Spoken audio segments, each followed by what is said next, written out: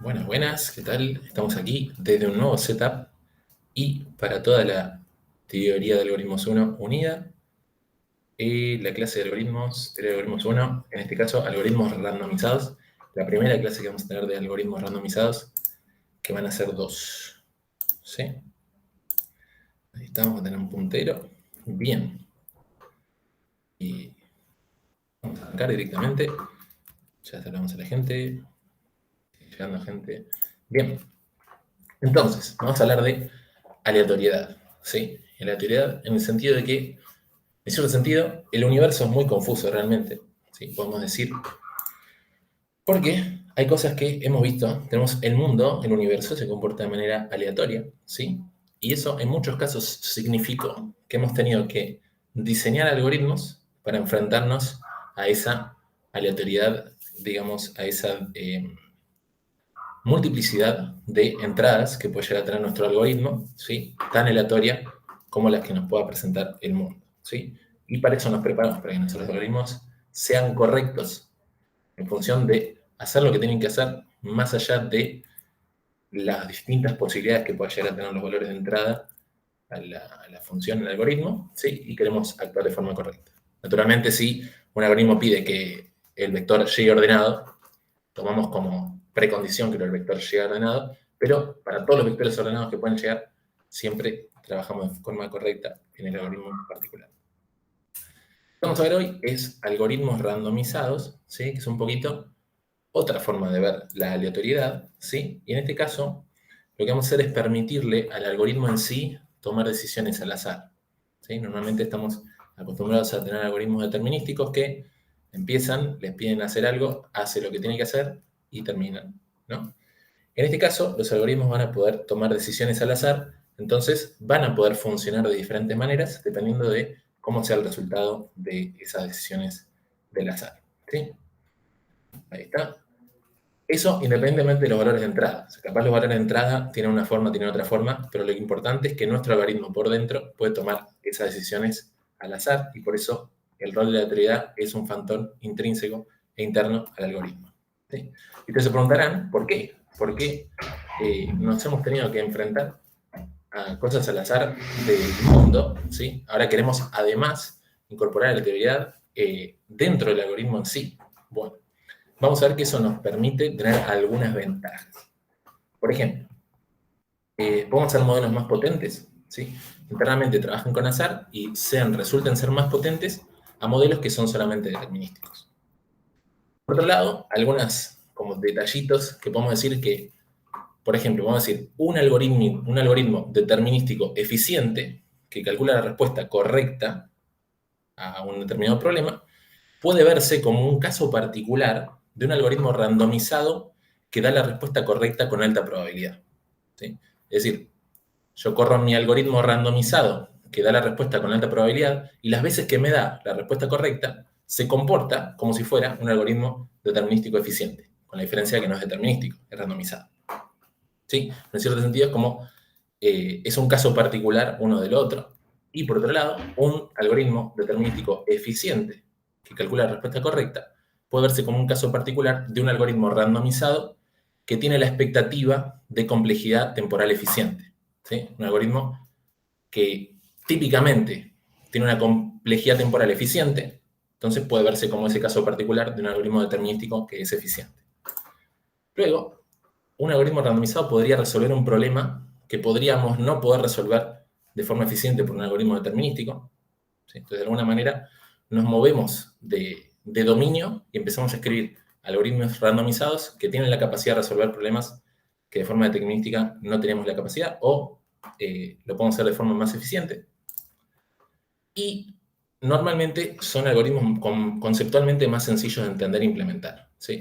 Es más sencillo de entender e implementar, capaz, algo que hace algo aleatorio, que en el plano determinístico tratar de resolver todas las asperezas que pueda llegar a tener los datos de entrada para, digamos, superar esas barreras que nos propone, en vez de decir, bueno, tiro un random y funciona, porque vamos a ver teóricamente por qué estas cosas funcionan. Bien. Y además podemos funcionar sin requerir mantener estado interno o memoria del pasado, ¿sí? Si todo el tiempo estamos haciendo cosas al azar, no necesitamos recordar qué pasó antes, podemos independizarnos de eso y puedes operar más eficientemente en memoria. Además, es una forma en sistemas distribuidos de quebrar la simetría. ¿Sí? Si muchos procesos están trabajando entre ellos, comunicándose, pero todos corren el mismo programa inherentemente, una forma de quebrar la simetría es que internamente cada proceso corra algún tipo de randomización que permita que los diferentes procesos pasen cosas distintas, aún así corriendo el mismo algoritmo que están corriendo todos los procesos. Y quebrar esa simetría y poder comunicarse, etc. Bien. Algunos conceptos de probabilidad que tenemos que ver, ¿sí? Para hablar de esto. O sea, creo que no necesariamente hayan visto proba, creo que no es una correlativa, pero sí voy a presentarles un par de conceptos que son muy sencillos, pero con los que vamos a trabajar durante esta clase. Y uno es la probabilidad de que ocurra un evento, le llamamos P, ¿sí? P por probability, probabilidad. Es la probabilidad de que ocurra un evento. La probabilidad de que un evento no ocurra es 1 menos P, es decir, ese 1 es el 100% de los casos. Si P es la probabilidad de que ocurra un evento, 1 menos P es el complemento de esa probabilidad. Por ejemplo, lanzar una moneda justa tiene una probabilidad de 1/2, ¿sí? Por eso, porque es justa, tiene dos posibles resultados y uno es el que nos daría ese éxito, el otro es el fracaso. Y, por ejemplo, cuando tiramos un dado de 6 caras, siempre que sea justo, la probabilidad de que salga un 1 es 1/6, y la probabilidad de que no salga un 1 es su complemento, en este caso, 5/6. Y algo un poquitito más probabilístico, pero no se asusten, la esperanza, ¿sí? Es el valor esperado de un evento que se calcula como la sumatoria de todos los posibles resultados de ese evento multiplicado por la probabilidad de cada uno de esos resultados. Por ejemplo, en el dado, vos tenés la probabilidad de que salga 1 es 1/6 multiplicado por el resultado que es 1, más la otra probabilidad de que salga 2, que es 1/6 multiplicado por el valor 2, y así se suman todas las probabilidades y te da la esperanza del dado, que en un dado de 6 caras, la esperanza es 3,5. ¿Sí? O sea, es esperable que los valores que consultes en promedio den 3,5 después de tirar muchas veces el dado. Y una propiedad que vamos a estar utilizando durante algunas demostraciones que van a estar saliendo en los ejercicios es que la propiedad de linealidad de la esperanza. Es decir, si tenemos dos eventos aleatorios que pueden ocurrir, la esperanza de la suma de esos eventos es igual a la sumatoria de las esperanzas. ¿Sí? Vamos a decir que si vamos a tirar el dado 10 veces, vamos a tirar 10 veces el dado, cada resultado tiene su esperanza, ¿sí? Y sumar las 10 esperanzas es equivalente a la esperanza de la suma de los 10 resultados. ¿Sí? Por eso, linealidad de la esperanza, eso sucede siempre. Okay. Vamos a adentrarnos entonces en el primer ejercicio, problema de lo que vamos a ver acá, que es de problemas randomizados, que quizás ya lo han visto, ¿sí? Puede haber sido ejercicio o conceptos, por ejemplo, en algoritmos 2, que es el problema de encontrar la mediana. Un conjunto de números, un set de conjunto de números, tenés todos los números que hay, la mediana es aquel valor que estaría en la posición del medio si el conjunto estuviera ordenado. Entonces, de todos los números, la mediana es como el que está en el medio de todos los elementos ordenados. La media está en la posición K, diciendo que si la cantidad de n es impar, K es n más 1 sobre 2, y si la cantidad es par, K es justo n sobre 2. Está justo en el medio de todos los elementos, como la definición formal. Y este problema es trivial, por ejemplo, se puede resolver fácilmente ordenando el arreglo, ¿sí? En O de n log n podemos ordenar todo el arreglo y acceder a una posición K cualquiera, es O de 1. Entonces, para una cantidad impar accedemos a K, n más 1 sobre 2 en O de 1, para una cantidad par accedemos a K, n sobre 2 en O de 1, y resolvemos el problema de encontrar la mediana en O de 1, ¿sí? Ahora, viéndolo así, esta solución nos permite seleccionar cualquier valor de K, ¿sí? En este arreglo ordenado. Entonces podemos pasarnos a otro dominio de problema que es similar al de la mediana, yo lo incluye, que es el problema de la selección, ¿sí? En este caso, seleccionamos el valor de K, que es la mediana. En el problema de la selección, vamos a ver lo siguiente. Entonces, problema de selección, la selección no tiene ningún problema, está perfecta como está, campeona del mundo, 3 copitas. ¿Cuánto pesa? Vos no sabés cuánto pesa, ¿no? Ahí tenemos another coronación de gloria, como todos los días. Bien. Poniéndonos serios, el problema de selección de otras selecciones, no de la nuestra, es que para ese conjunto de números se quiere seleccionar aquel valor que que estaría en la posición K con un K cualquiera, ¿sí? Si el conjunto de números estuviera ordenado, nos pueden solicitar cualquier K, y acabamos de ver una forma de resolver ese problema para cualquier K en tiempo O de n log n. De nuevo, ordenando se puede hacer fácil y podemos acceder a cualquier posición K. Y cuéntenme si para este problema de selección se les ocurre algún caso trivial en el que definitivamente puedan hacerlo más rápido que O de n log n.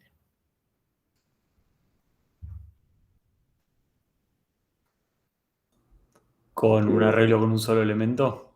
Malísimo, pero... Un arreglo con un solo elemento, válido. Esa es una opción. Después, como dice Cristóbal en el chat, cuando estamos justamente buscando el máximo y el mínimo, ¿sí? Tenemos el ordenamiento, suponete que es de menor a mayor, la posición 0, seleccionar el késimo donde K es 0, es buscar el mínimo, y eso, escaneando el arreglo una sola vez, quedándonos con el mínimo, podemos encontrar el mínimo en O de n, y lo mismo con el máximo, cuando el valor de K es n-1, pongámosle, también podemos encontrar el máximo. Podemos hacerlo en nlog-k con el de Gibbs. Tal cual. Pueden hacerlo en nlog-k, correcto. Ahora, en principio, el valor de k está habilitado a que esté entre 0 y n. Entonces, k bien podría valer n, y nos quedaría nuevamente nlog-k, l log l, en el caso general. Digamos, nunca peor que ordenar, pero sí similar a ordenar, similar a ordenar, siempre y cuando asumimos que k bien podría ser n, ¿no? Ahí está, eso por ese lado. Entonces, tal cual, para los casos específicos donde k es el primer elemento o el último elemento, es trivial la solución, buscando el mínimo o el máximo de la regla. Pero vamos a ver si con algún algoritmo de división y conquista podemos encontrar el tiempo esperado, que es O de n, ¿sí? Nos gustaría hacer esto en O de n, tiene pinta de que se podría hacer en O de n, y lo vamos a hacer con un algoritmo de división y conquista. ¿Sí? Vamos a verlo. De hecho, va a ser un algoritmo randomizado, razón por la cual está en esta clase que lo estamos viendo. Entonces, ¿cómo funciona este algoritmo? Y naturalmente esto les tiene que sonar de algo, pero bueno, síganme con este análisis, que seguramente sea capaz un análisis que ya hayan visto, algo sencillito, y es, se elige algún pivot, algún valor de pivot, ¿sí? Y la idea es, bueno, ese pivot, decir, bueno, este pivot está acá, todo lo que sea menor a este valor que tomamos de pivot, lo vamos a mandar como que son los menores a este valor, y todos los que sean mayores a este valor, lo vamos a mandar al conjunto de los mayores, ¿sí? Esa es una forma de pararnos en algún lugar del arreglo y decir lo que más chico va para allá, lo que más grande va para allá. ¿Sí? Luego, en función de la cantidad de elementos por los que partimos, los que son menores y los que son mayores, se puede saber, en particular, para ese valor que partimos, en qué posición le correspondería en el arreglo ordenado, ¿sí? Y además, podemos saber dónde buscar la selección deseada de K.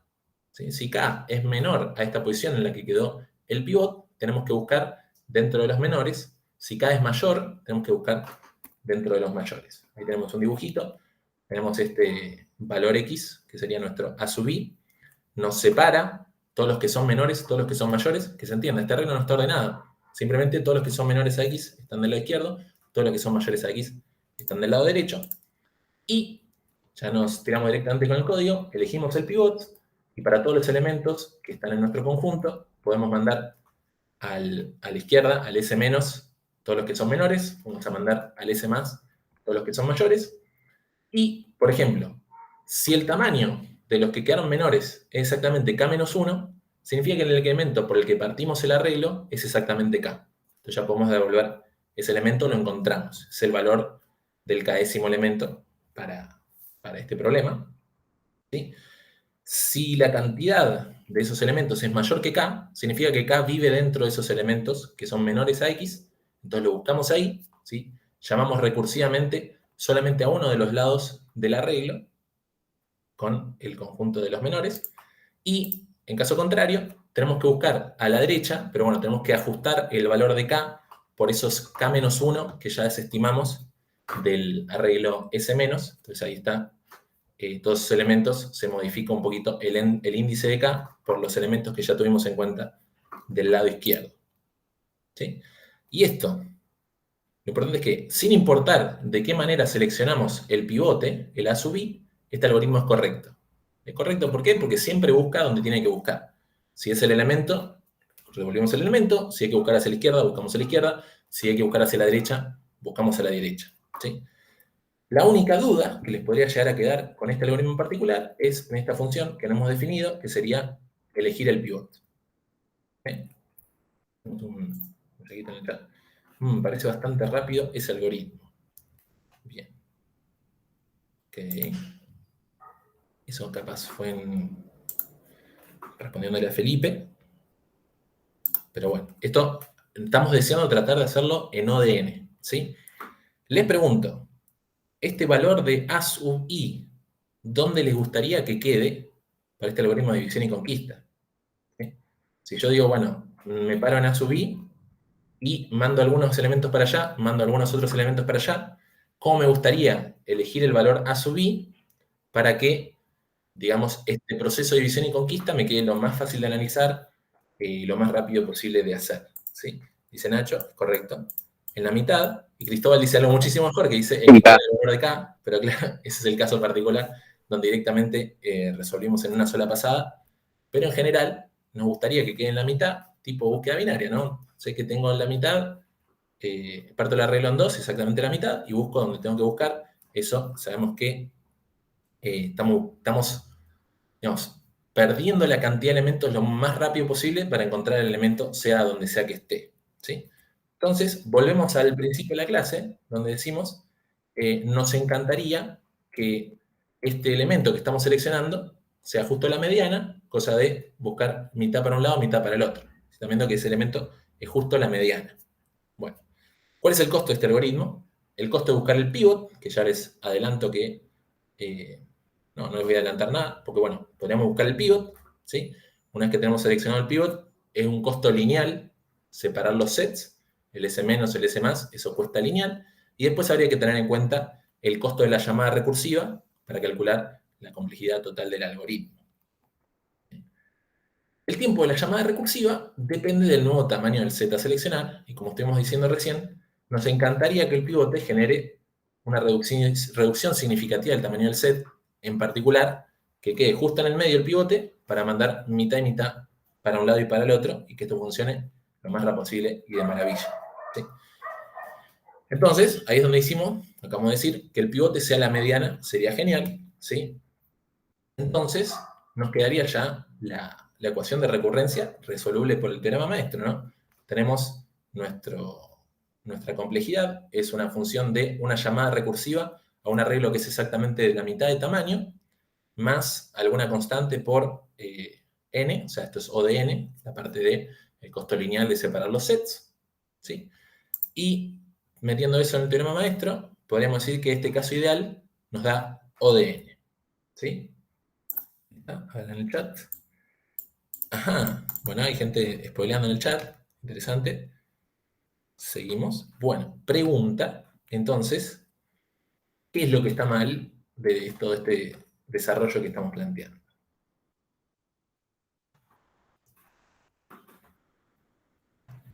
Y que no siempre sabes si te va a quedar a la mitad. Claro, digamos, esta condición de que el pivote sea siempre la mediana es un poco recursiva, digamos, sospechosa. ¿Por qué? Porque dijimos, queremos resolver que el ejercicio sea seleccionar un elemento y lo vamos a resolver asumiendo que estamos seleccionando la mediana. Estamos usando, digamos, el algoritmo para resolver el propio algoritmo, sabiendo que todavía ni tenemos resuelto el algoritmo. Con lo cual, no hay forma de decir que siempre seleccionemos la mediana y por lo tanto siempre vayamos a mitad del algoritmo y la otra mitad. ¿Sí? Entonces, realmente, este pivot podría ser cualquier valor. ¿Sí? Tenemos que trabajar con la idea de que ese pivot podría no partirnos exactamente la mitad los arreglos. ¿Sí? Eso lo vamos a desarrollar un poquitito más. Y es bueno, vamos a tratar de elegir un buen pivot.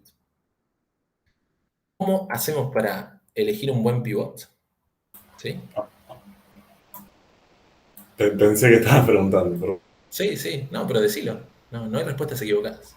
Nada, que a mí se me ocurrió, por ejemplo, hacer una pasada en ODN buscando el mínimo y el máximo y elegir justo lo que queda en el medio entre el mínimo y el máximo. Tal cual, digamos, de alguna manera estás aproximando la mediana, asumiendo ciertas características que puede llegar a tener el arreglo, ¿sí? No necesariamente el arreglo se comportará para que tu solución funcione bien, y capaz, o sea, no me quiero meter ahora con algoritmos adversarios, pero, digamos, un adversario que ve tu código y ve que estás haciendo eso, podría decidir generar entradas a tu algoritmo para que a propósito funcione mal viendo tu código.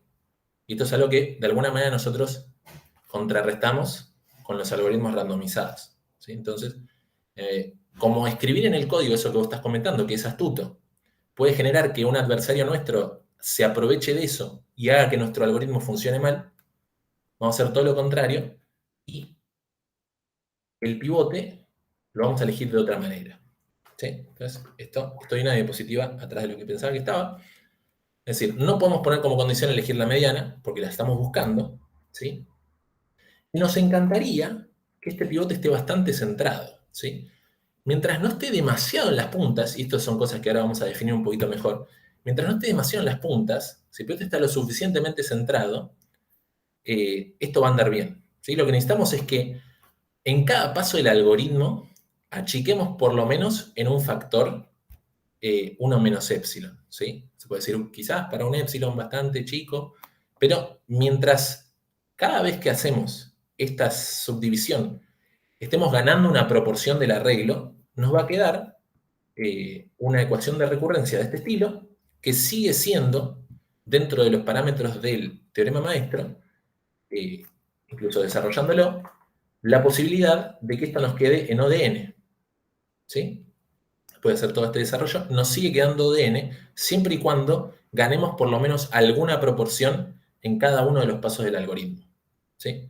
El problema es el caso opuesto a esto, y es decir, elegimos el peor pivot posible, un pivot pésimamente centrado, solamente nos va a ahorrar un elemento a la vez, y esto seguramente es algo que hayan visto en diferentes aspectos de la vida algorítmica, y es, ¿qué pasa si cada vez que corremos este algoritmo, por cada paso, estamos deshaciéndonos de solamente un elemento? Nuestro pivot justo lo elegimos como el mínimo o justo lo elegimos como el máximo. Entonces, por cada llamada recursiva solamente estamos generando una ventaja de 1. Solamente un elemento pudimos descartar y estamos llamando para los otros n-1 de elementos. ¿Listo? Nuevamente habrán visto la descomposición de estas llamadas recursivas. Nos queda O de n cuadrado, ¿sí? Y este es el peligro. De hecho, peligro significa peligro. Este es el peligro, que solamente estamos perdiendo un elemento por cada llamada recursiva y nos quede O de n cuadrado, ¿sí? Esto ahora los vamos a conectar con otros conceptos que hemos visto en diferentes algoritmos, pero este es el peligro de llamar recursivamente, y como no sabemos dónde está el pivote, bien podría ser que ese pivote está siempre en el valor mínimo máximo y solamente nos deshacemos de un elemento por vez, y en definitiva todo este algoritmo nos queda O de n cuadrado, y pucha, porque esto es incluso peor que ordenar. Entonces, vamos de nuevo.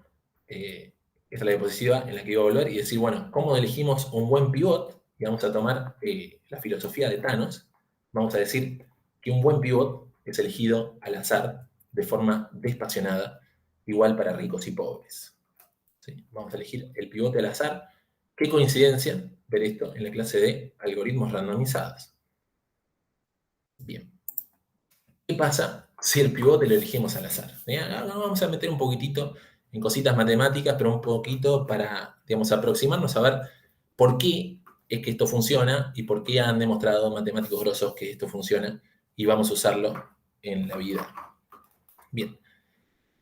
Lo que podemos decir es que la mayoría de los valores están bastante bien centrados. Por lo tanto, elegir un pivote al azar seguramente nos da un buen pivot, ¿sí?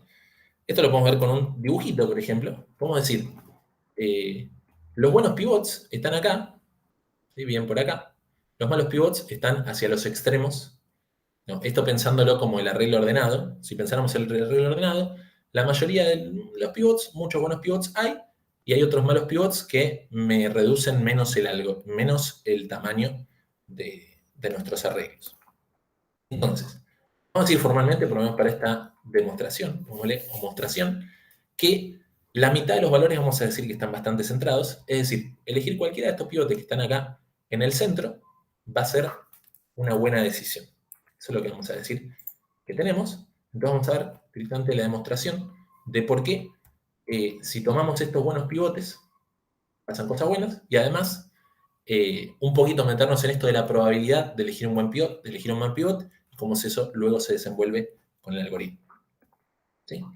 Entonces, matemática. Decimos que el algoritmo está en fase J si la cantidad de elementos del set en consideración está entre n veces 3/4 elevado a la j y n veces 3/4 elevado a la j más 1. ¿Sí? Fíjense que este número es más grande que este. ¿Sí?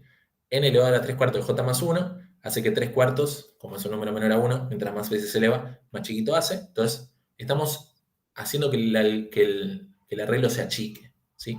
Entre esta fase y la fase de j más 1. ¿Sí? Las fases de j en adelante se ordenan por qué tan rápido llego a esa fase. Voy a llegar antes a la fase j que a la fase j más 1, con un arreglo más grande hasta reducirlo a un arreglo más pequeño. ¿Sí? ¿Y por qué decimos 3/4? Por lo que vimos acá en el dibujito, mientras elijamos un buen pivot, ¿sí? Por lo menos, incluso si están en estos extremos justo sobre esta liñita, por lo menos 1/4 de la regla nos vamos a deshacer. Si está acá, justo en este extremo, o si está en este extremo, por lo menos 1/4 de la regla nos vamos a deshacer, y eso lo que nos va a permitir es pasar de fase. ¿Sí? Si nos deshacemos de 1/4 del arreglo, podemos pasar a la siguiente fase. Eso es lo que dice ahí. Y esto se logra, ustedes se fijan, como partimos el arreglo en 4 cachitos y los 2 cachitos del medio son los que nos sirven, eso tiene una probabilidad de 1/2. ¿Sí? Es un éxito elegir un pivote que esté cualquiera de esas mitad de pivotes centrales, y es un fracaso elegir los pivotes que están fuera de ese dominio. ¿Sí? Por lo tanto, la cantidad esperada de iteraciones, ¿sí?, de llamados recursivos, que vamos a tener que hacer para avanzar de fase es de 2. ¿Sí? Es decir, es como que vos digas, tirá una moneda y fíjate cuánto tenés que esperar hasta que salga cara. El número esperado de eso es 2. Tirás una moneda, uy, salió cruz. Bueno, tiró la moneda, uy, salió cara, bien. ¿Sí? A veces vas a tirar y va a salir cara de una, a veces vas a tirar, va a salir la tercera, cuarta, quinta vez, pero la cantidad esperada de iteraciones que los que tenés que esperar hasta que salga tu éxito es 2. ¿Por qué? Porque tu éxito sucede con una probabilidad de 1/2. ¿Sí? Eso significa que, más o menos, cada 2 llamadas recursivas de este algoritmo vamos a tener éxito de pasar de fase, ¿sí? Y en efecto, reducir el tamaño del arreglo por lo menos 1/4 de las veces, ¿sí? Y ahí ya tenemos lo que necesitábamos para acercarnos al teorema maestro de los que nos gustan. Es decir, puedo garantizar que las llamadas recursivas me achican lo suficiente como para que, en definitiva, esto tarde O de n. ¿Sí? Nuevamente, vamos a volver a la matemática. Decimos, bueno, podemos definir X como la cantidad de trabajo que el algoritmo tiene que atravesar para todas las fases, y todo ese trabajo va a ser lo que se necesita para que el algoritmo concluya. ¿Sí? Y cada una de estas variables, gracias a la independencia, a la linealidad de la esperanza, vamos a poder calcular cuál es la esperanza de cada una de ellas y poder sumarlas. Bien. La cantidad de trabajo en una fase es alguna constante veces el tamaño del set en esa fase, que por cómo definimos las fases es n por 3/4 elevado a la j, y es esperable que cada iteración tenga solamente, o sea, cada fase, estemos en esa fase 2 iteraciones. Por lo tanto, podemos calcular la esperanza del trabajo que tenemos que hacer en cada una de esas fases, que es este numerito que está acá, ¿sí? Choclito, 2 veces este 2, ¿sí? Porque es la esperanza de que pasemos de fase por una cantidad de trabajo que es lineal respecto al tamaño del arreglo, que en esa fase este es el tamaño del arreglo. ¿Sí? Entonces seguimos, gracias a la linealidad de esperanza, esta suma la vamos a hacer, y esta suma es una geométrica convergente que nos dice que la cantidad de trabajo esperado para todas las fases, y hasta que terminamos, es menor o igual a una constantes veces n. Por lo tanto, la cantidad esperada, la complejidad esperada, es O de n. ¿Sí? Nos hicimos como un detour matemático para llegar a la demostración de que la esperanza de este algoritmo de selección es ODN, ¿sí? Yo les puedo garantizar que sea ODN, de hecho, el peor caso es ODN cuadrado, pero sí sucede que con alta probabilidad este algoritmo se comporta en ODN. Y eso es a lo que queríamos llegar. Y vimos en particular este algoritmo de selección, como capaz anticiparon un poquitito, anticipó Felipe, que dijo, ¿acaso esto no es lo que hace Quicksort? Y sí, la verdad. La respuesta es sí, y debería ser algo que ya tienen bastante incorporado porque fue visto en el algoritmo 2. Entonces, vamos a ver entonces Quicksort. Quicksort, gotta go fast. Pregunta. No puedo decir que eso de n es el peor caso, es cuadrático, ¿no? Bueno, acá es donde empezamos a abusar de las notaciones, ¿sí? Podemos decir que en el peor caso, y eso es teta es n cuadrado, pero, digamos, hay bastante consenso en la computación, que decir, bueno, como el caso esperado es O de n, vamos a decir que es O de n, ¿sí? Esperado de n, teta n cuadrado. No, al revés. Sí, teta debe ser el promedio. Ah, ok. O es la 4 superior. Ah, bien. Bueno, al revés. Crossover. Sí, incluso lo tenés. Ah, ¿lo tengo escrito por ahí? No. Porque yo me estaba basando en esto, que es... ¿Esta no es teta? Sí, esa es teta. Sí, pero teta es... Bueno. No estoy seguro. Notación, igual. Notación. Tampoco nos vamos a volver locos por notación. Ya lo vimos. Perfecto. Había como un comentario ahí. Crossover, tal cual. Crossover. Fue detectado. Bien, vamos a ver un pequeño código de Quicksort para después analizarlo. ¿Sí? Si la cantidad de elementos en un arreglo es menor o igual a 2, es trivial ordenar. Doblemos el orden trivial. Si no, lo que hace Quicksort, se lo presento, si no lo vieron, es elegir un pivot, hacer lo mismo, mandar por un lado, mandar para el otro, ¿sí? Con la diferencia de que para poder ordenar el arreglo, tenemos que ordenar todo el arreglo. Entonces, sin importar cuántos elementos quedaron para un lado o para el otro, necesitamos llamar a Quicksort para ambos lados del arreglo. Entonces, ordenamos el set de los S- y ordenamos el set de los S+, y nuestro pivote queda cómodamente descansando entre esos dos arreglos, ¿sí? Esto es pseudocódigo. Naturalmente, si van a hacer Quicksort, lo van a hacer in place, o dentro de todo van a usar sorts que ya están hechos, pero bueno, harían Quicksort in place, ¿sí? Nuevamente, sin importar la selección del pivot, el algoritmo es correcto, pero en el peor caso, ¿sí? Tenemos la misma situación que antes, que de un lado del arreglo nos quede un solo elemento, del otro lado del arreglo nos queden n-1 elementos, y al desarrollar esta recurrencia nos quede O de n cuadrado, ¿sí? Y para eso les traigo un par de dibujitos, ¿sí? Que conectan con lo que dijimos hace un ratito, que esta recurrencia es seguramente una recurrencia que han visto normalmente. De hecho, este dibujito seguramente lo vieron en algún otro aspecto de la vida con el que vamos a conectar ahora al terminar la sección de Quicksort. Bien, pero fíjense cómo este árbol de llamadas recurrencias hace una cantidad de trabajo de n en su raíz, nos queda justo O de 1 para un lado, nos queda un solo elemento para un lado, los otros n-1 elementos para el otro. Tenemos que hacer n-1 de trabajo para este lado, y lo mismo, siempre estamos cayendo con el peor caso del peor pivote, y al desarrollar esta recurrencia, ahora de forma visual, en el árbol de llamadas recursivas, nos queda de nuevo que esto es O de n cuadrado, ¿sí? Esto es lo que no nos gustaría que pase, lo que deseamos que no suceda. Lo que nos gustaría que suceda, ¿sí? Es, de nuevo, que justo nuestro pivote parta el problema a la mitad, y para un lado nos quede n sobre 2, para el otro lado nos quede n sobre 2, y en las llamadas de n sobre 2 parta n sobre 4, después n sobre 8, n sobre 8, y esto nos queda exactamente como nos podría quedar típicamente el teorema maestro, por ejemplo, como se vería para un merge sort. Merge sort se ve así: agarra los n elementos, los parte exactamente a la mitad, y de cada lado hace cosas, y después las une. ¿Sí? Así es como se podría ver merge sort, y por eso es n log n, y es como nos gustaría que se vea nuestro quicksort, pero de nuevo, esto es sospechoso. ¿Por qué? Porque está partiendo justo en la mediana en cada uno de los pivotes, ¿sí? Y eso es algo que en principio no tendríamos la capacidad de garantizar. Bien. Un poquito para imitar el análisis que hicimos recién con selección, vamos a usar un código un poco alterado de Quicksort, que lo que hace es agarrar un pivot, elegirlo, ¿sí?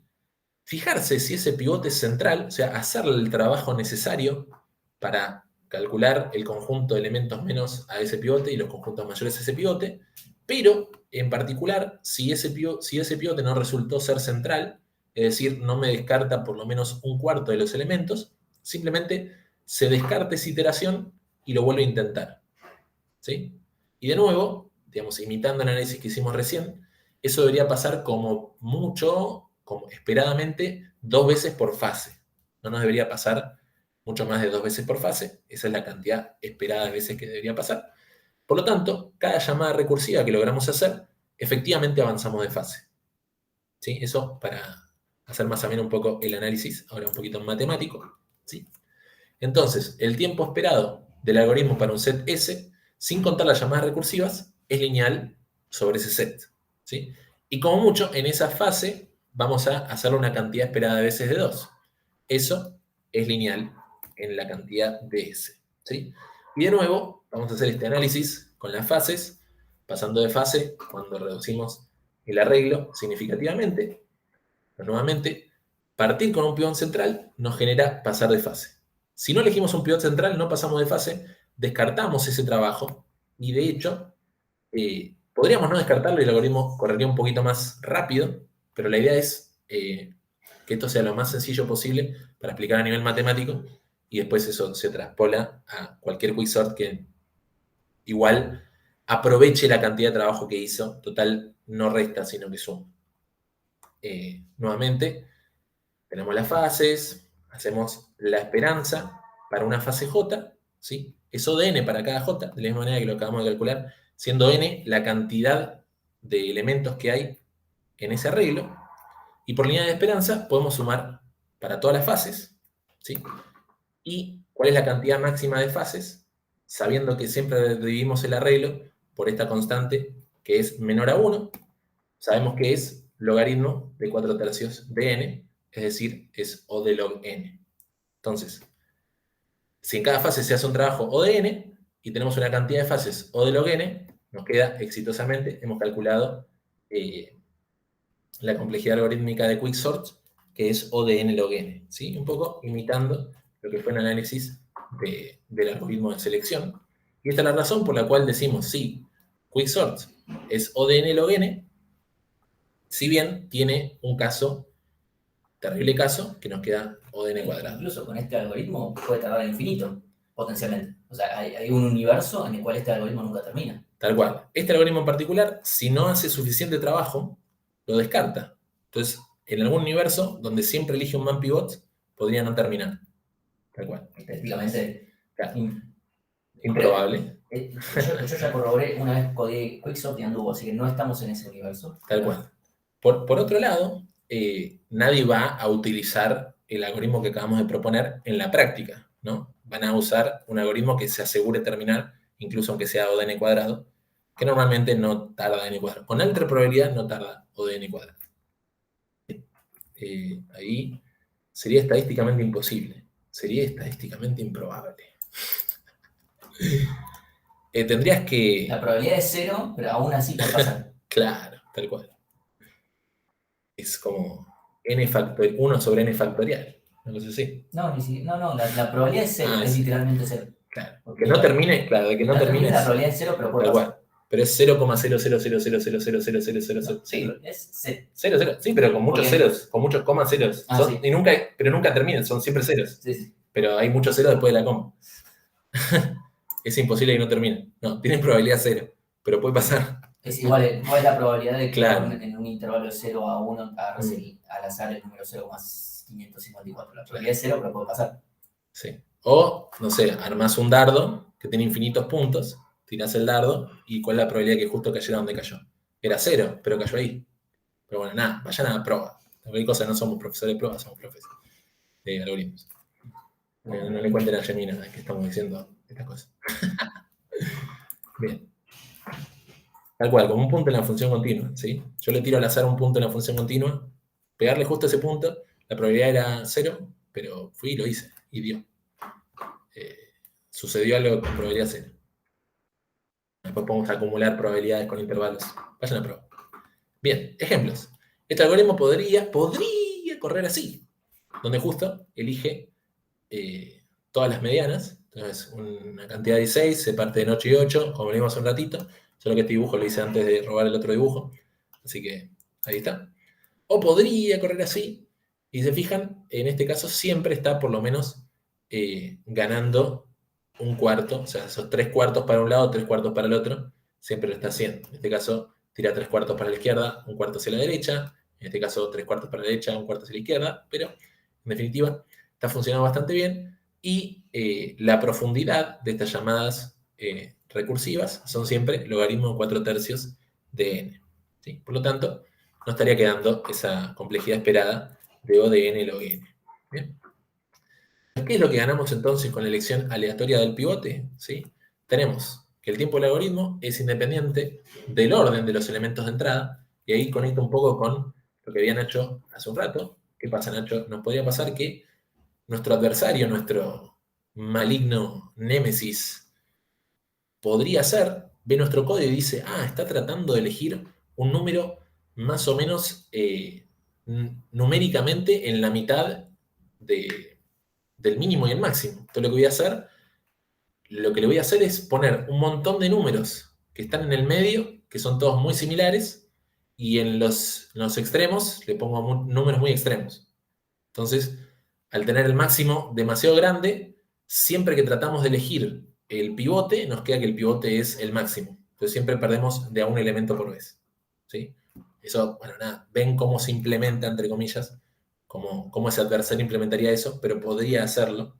Lo que nosotros estamos haciendo acá es introduciendo esa randomización, ese azar, para que no nos puedan atacar de esa manera. ¿Sí? Elegir un pivote al azar, a menos que nos manipulen el random generation numbers de la computadora, va a dar cualquier pivote y en general, ¿sí? Con alta probabilidad, esto va a correr en O de n log n.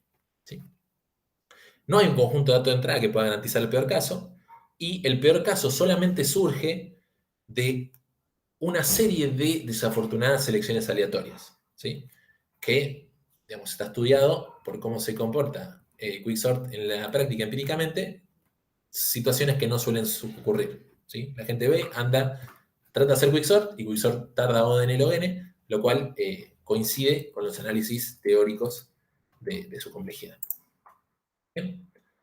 Y acá es donde aparece un árbol binario de búsqueda salvaje, ¿sí? Que eso es algo que charlé con Martín un rato antes de la clase y me confirmó que esto no es un secreto, que esto se dice. Era un secreto para mí hasta hace unos días, cuando estuve preparando la clase, pero se sabe que no es un secreto, solo que yo no quise oír. Veamos lo siguiente. Dado un conjunto de elementos, ¿sí? Queremos ordenarlos usando exclusivamente un árbol binario de búsqueda, ¿sí? No quiero que mencionen ningún otro tipo de algoritmo que no sea utilizar un árbol binario de búsqueda. Ideas para ordenar estos elementos usando un árbol binario de búsqueda. ¿Qué me dice? Puede ser, o sea, iterar, no sé, el arreglo, ir buscando cada elemento en el árbol binario, si no está, ponerlo donde iría y... Bien, sí, supongamos que no hay elementos repetidos, para que se te haga un poco más fácil el análisis. Los pones todos en el árbol y haces un in-order. Claro, como dice Eli, insertás todos los elementos en el árbol y haces un recorrido in order. ¿Sí? Literalmente, agarrás todos los elementos, los metes en el árbol y hacer el recorrido in order nos va a quedar ordenado de menor a mayor, ¿sí? Según la función de ordenamiento que le estemos definiendo, la función de comparación. Ahora vamos con eso, Felipe. Vamos con eso. Entonces, literalmente podemos insertar los elementos en el árbol y hacer un recorrido in order. Bien. Voy a aprovechar para voy a ir hacia atrás algunas diapositivas, ¿sí? Y es que literalmente, si hacemos eso, existe la posibilidad de que los elementos ya estuvieran ordenados y por lo tanto, al insertarlos en el árbol, ese árbol nos quede muy parecido a este árbol de recurrencia. ¿sí? Y nos pase que insertamos todos elementos de forma lineal en una de las ramas del árbol y esas n inserciones, en vez de quedarnos O de n log n, nos queden O de n cuadrado. ¿Sí? Es una posibilidad que existe, lo que no quita de que sí era la respuesta que esperaba que me cuenten, y es que literalmente podemos insertar los elementos en el árbol y hacer un recorrido en orden. ¿Sí? Entonces, propuesta, rápidamente vamos a tomar estos elementos, insertémoslos en el árbol. ¿Sí? El 3 lo insertamos, queda en la raíz. El 1 va para la izquierda, queda acá. El 8 va para la derecha, queda acá. Cuando insertamos el 2, va a la izquierda del 3 y va a la derecha del 1, queda ahí el 2. Cuando insertamos el 6, va a la derecha del 3, a la izquierda del 8, ahí está el 6. Insertar el 7, queda a la derecha del 6. Insertar el 5, queda a la izquierda del 6. ¿Sí? Ahí armamos este arbolito mediante la metodología que acabamos de describir, ¿sí? De meter todos en el árbol y ordenar usando un inorder. Bien. Ahora vamos a correr quicksort sobre este mismo arreglo, ¿sí? Y para no complicarnos con esto de la selección aleatoria del pivote, supongamos que siempre se elige como pivote el elemento que está en la primera posición del arreglo. Bien. El elemento de la primera posición del arreglo es el 3, entonces cuando recorramos el 1 debería quedar a la izquierda del 3, el 8 debería quedar a la derecha, el 2 debería quedar a la izquierda, el 6 a la derecha, el 7 a la derecha y el 5 a la derecha. ¿Sí? De esa manera nos quedamos con los que son menores al 3 en el set de los menores, con los que son mayores al 3 en el set de los mayores. ¿Sí? Luego, tomamos en cada lado el pivote, nos queda el 1, el 2 nos quedaría a la derecha del 1. Si tomamos como pivote el 8, nos queda el 6, el 7 y el 5 a la izquierda del 8. Vamos a dejarlo ahí. El 2 ya no tiene llamadas recursivas. El 6, 7, 5 toma el 6 como pivote. Y deja al 5 a la izquierda, el 7 a la derecha. ¿Sí? Ahora voy a pasar de diapositiva y literalmente voy a decir la maestra de Bart se apellida Krabappel. ¿Por qué nadie me lo dijo? Vamos a ver las repercusiones en el chat. Es el mismo, ¿sí? Literalmente, la construcción de las llamadas recursivas de quicksort son exactamente las mismas que crear una ABB con estos elementos en este orden, ¿sí? Y literalmente, ¿por qué nadie me lo había dicho antes? A mí me explotó la cabeza el otro día cuando lo estaba viendo, ¿sí? Y de hecho, es demostrable que quicksort hace exactamente las mismas comparaciones que hace el árbol, simplemente en otro orden, ¿sí? Por decir algo, este 2 nunca lo compara con el 8. El 2 se compara con el 3, entonces va a la izquierda. El 2 se compara con el 1, entonces va a la derecha, ¿sí? Eso cuando estamos hablando del árbol. Entonces le puedo garantizar que quicksort nunca va a comparar el 2 con el 8, ¿sí? Siendo este quicksort con esta selección. Y lo acabamos de ver. En toda esta generación de la recurrencia, nunca comparamos el 8 con el 2, ¿sí? El quicksort se ahorra comparaciones de la misma manera que el árbol se ahorra comparaciones, y por eso no son algoritmos esperablemente O de n cuadrado, sino que son algoritmos O de n log n. Y más aún, un algoritmo de ordenamiento que solamente sea comparativo no puede ser mejor que O de n log n, entonces estamos incluso acotando por debajo nuestra función. ¿Sí? No. Definitivamente, esto es algo que siento que no sé por qué nadie me lo dijo. Espero que se lo hayan dicho antes, y si no, se lo estoy diciendo ahora. Y bueno, pueden reacomodar sus quijadas y volver a ver la clase. ¿Cómo está? Bueno, ¿estamos bien? Seguimos acá. Bueno, hay un telemita. Me gusta porque, digamos, de alguna manera hay gente que está prediciendo la clase, de alguna forma. Capaz en el chat, ustedes sabrán quiénes son.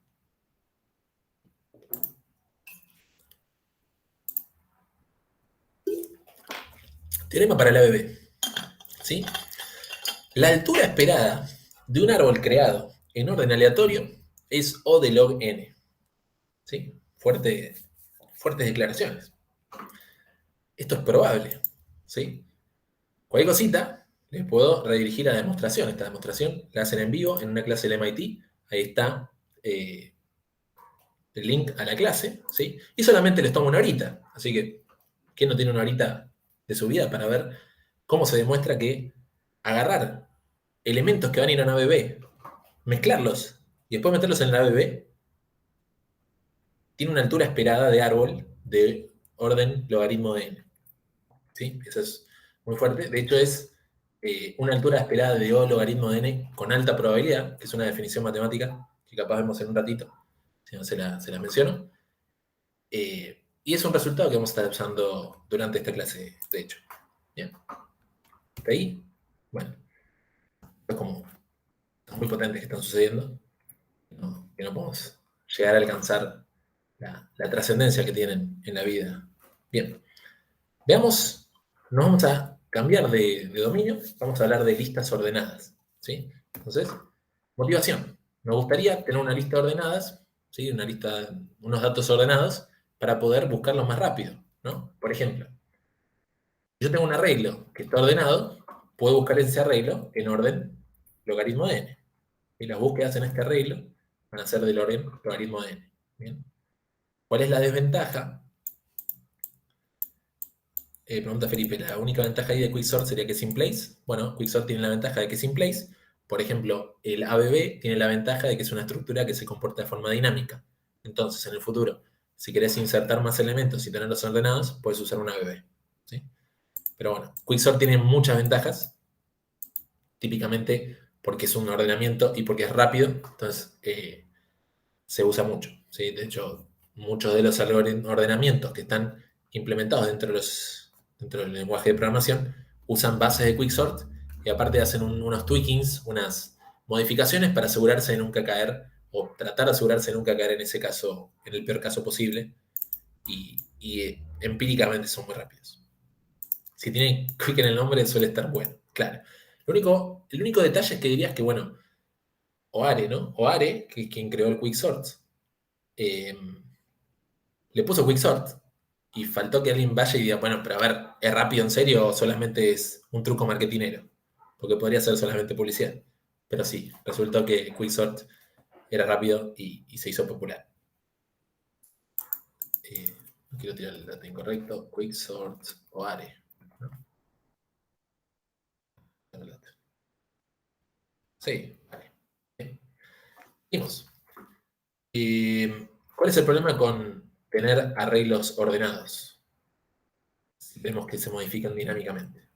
El problema es que mantener esos arreglos ordenados requieren ODN para todas las operaciones de guardado y borrado, porque tenemos que reacomodar esos elementos dentro de ese arreglo. ¿Sí? En definitiva, tengo que, si borro, tengo que tirar para adelante para que no me quede el agujerito, o si tengo que agregar, tengo que mover todos los elementos a partir del lugar donde tengo que insertarlo ordenadamente. ¿Sí? Entonces, descartamos la idea de utilizar arreglos para mantener dinámicamente una lista de datos ordenada. ¿Sí? Y como dice el título, entonces, bueno, ¿por qué no usamos listas? ¿Sí? Por ejemplo, una lista enlazada. Yo puedo agregar elementos en tiempo O de 1, siempre y cuando yo sepa cuál es la posición en la que me gustaría agregar el elemento. Si yo sé cuál es la posición externa del elemento, tengo ahí mi iterador externo ubicado en ese elemento, puedo hacer insertar, y eso tarda O de 1. ¿Cuál es el problema de utilizar estas listas enlazadas en este dominio? ¿Sí? Yo las quiero mantener ordenadas.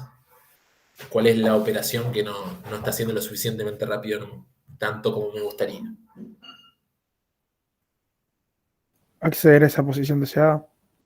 Tal cual, acceder a la posición deseada, incluso si yo la supiera, me tarda ODN en llegar a la posición a la que quiero llegar. ¿Sí? Incluso si acceder a la posición 10, donde n igual a 10. Tengo que empezar por el principio, hacer salto, salto, salto, salto, tengo que hacer 10 saltos. ¿Sí? Ese es el problema. Por eso no puedo implementar una pseudo búsqueda binaria dentro de una lista enlazada, porque literalmente tengo que pasar por todos los elementos para llegar al elemento que corresponde. ¿Sí? ¿Qué podría hacer para mejorar esta complejidad? ¿Sí? Digo, bueno, imagínate que yo quisiera acceder a las posiciones específicas para hacer una pseudo búsqueda binaria. ¿Qué se les ocurre que podría llegar a hacerse para por esta búsqueda? Bueno, ABB es una opción, pero imagínense que no queremos usar una ABB. Ya estamos en el dominio de las listas. Si viene alguien y dice, como hace un ratito le dije solamente una ABB, ahora le digo solamente usen listas. Guardar una referencia a elementos del medio o... Claro, de alguna manera yo necesitaría guardar referencias adicionales, ¿sí? Por ejemplo, me serviría tener la referencia al elemento del medio para llegar más rápido al medio y después buscar para un lado y para el otro. El problema es que, bueno, llegué rápido al medio, pero cuando busco para un lado o para el otro, me queda ODN igual. Entonces gané como una llamada recursiva, pongámosle esa búsqueda binaria, la gané, pero no todas. Lista doble enlazada no deja de ser, digamos, sigue siendo dentro del dominio. El problema es que no deja de ser, tener el mismo problema. Y es que si bien estoy en una posición, para llegar a la posición en la que tengo que llegar, después tengo que recorrer los n sobre 2 o los n sobre lo que sea elementos para llegar. ¿Sí? Entonces, de alguna manera, me encantaría, por ejemplo, tener como una vía rápida que me tira los elementos cada tanto. Cada 10 elementos tengo forma de llegar rápido y después solamente tengo que buscar O de 10 dentro de esos elementos, ¿no? Parecía un árbol B. Pareció un árbol B. ¿Sí? Y de hecho, esa es la motivación que genera la estructura que vamos a estar viendo ahora, que es skip lists. ¿Sí? Le vamos a presentar esta estructura que se llama skip list. Y la solución en particular, ¿sí? Como vimos recién, que capaz este acceso rápido podría ser con una segunda lista. Esta segunda lista me accede a la posición 0, a la 10, a la 20, a la 30 y así. Tener más listas me permite tener accesos más veloces a ciertas posiciones y después buscar dentro de ese rango de posiciones. Lo puedo hacer, bueno, en O de n para ese rango, pero n es un número más acotado que podría llegar a ser considerado una constante. Entonces, presentación. Las skip lists son estructuras que incorporan una randomización para permitir de forma eficiente y con alta probabilidad la búsqueda guardado y borrado en una lista ordenada. ¿Sí? Vamos a presentarle una fotito de una skip list. Esto, si bien va a hacer que la clase dure un poquitito más, yo creo que está bueno entrar a este link y ver un poquito cómo se comporta una skip list. Así que, ya que tenemos la visualización, vamos a presentar la pestaña. Ahí está. Bien. Y en particular, van a ver que la skip list requiere unos flags de menos infinito más infinito. ¿Sí? Es decir, acá están los límites de la lista. ¿Sí? Entonces, insertemos un elemento en la lista. Vamos a decir, insertemos el 10.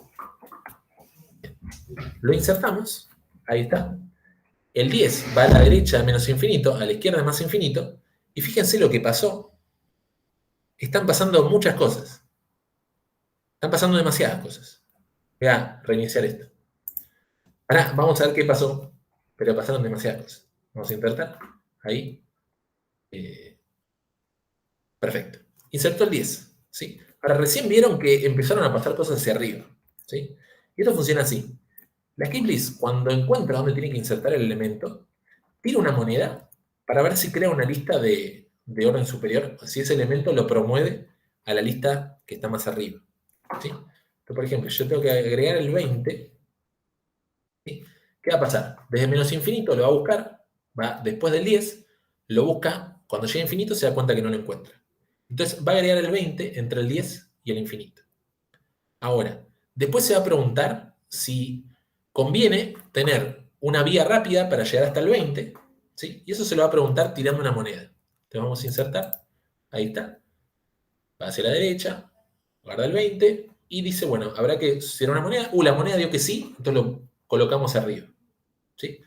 Y también intentó ver si correspondía agregar un nivel superior, tiró la moneda dio que no, entonces no correspondió agregar un nuevo nivel, ¿sí?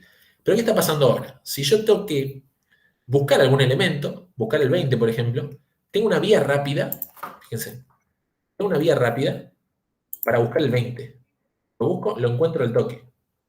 Ahí está. ¿Sí? Y si quiero buscar el 30, no necesito pasar por el 10 y después por el 20 y recién ahí llegar al infinito. Tengo una vía rápida que me muestra el 20 y de ahí solamente tiene que buscar esos elementos. ¿Sí? Naturalmente con pocos elementos no se ve la ventaja de esto. ¿Sí? Pero vamos a agregar unos elementos. A ver, vamos a agregar el 30. Ahí está. Uy, hice una búsqueda. Qué pancho. El 30, vamos a agregar.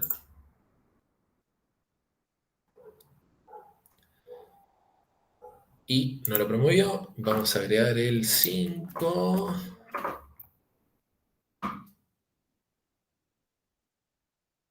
No lo encontró, lo agrega, tira el random, dio que sí, lo promueve. Vamos a agregar el 2.